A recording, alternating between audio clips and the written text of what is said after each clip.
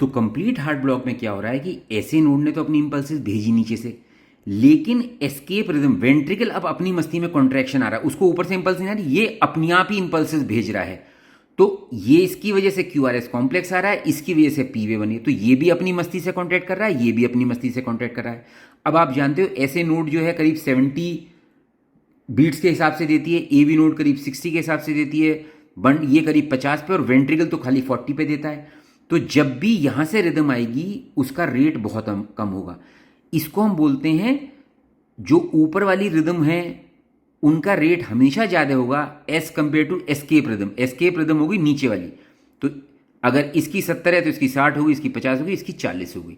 तो escape rhythm के हमेशा रेट कम होते हैं, इसीलिए अनरिलायबल होती हैं और कभी भी खत्म काम करना बंद कर देंगी। जिस दिन काम करना बंद कर देंगी पेशेंट की डेथ होगी।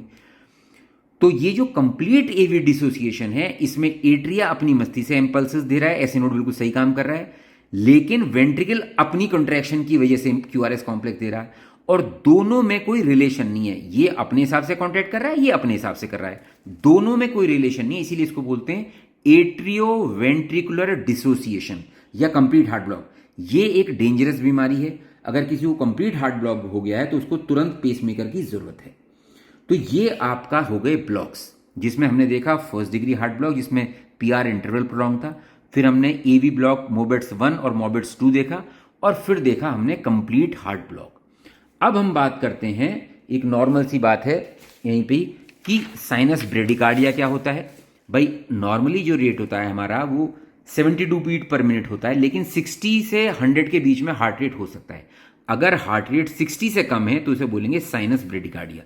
ये जो ECG है ये साइनस ब्रेडिकार्डिया का है, आप देख रहे हो बिल्कुल 1 2 3 4 5 और 1 2 3 4 5, तो 300/5 60 के करीब हार्ट रेट आ रहा है, 58 के करीब आ रहा है, इसका थोड़ा सा ज़्यादा है। या दोनों तरीके से पता लगा, या तो 1500/RR इंटरवल या 300 ये ब्लॉक्स।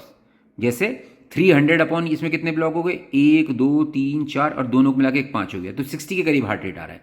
ये अप्रॉक्सीमेट देता है। अगर आप 1500/RR इंटरवल निकालो, मतलब एक एक छोटे छोटे डिब्बे पूरे गिनोगे तो बिल्कुल एग्जैक्ट आ जाएगा, तो कोई से भी निकाल सकते हो, कोई फर्क नहीं पड़ता। ऐसे ही फिर होता है साइनस टेकिकार्डिया।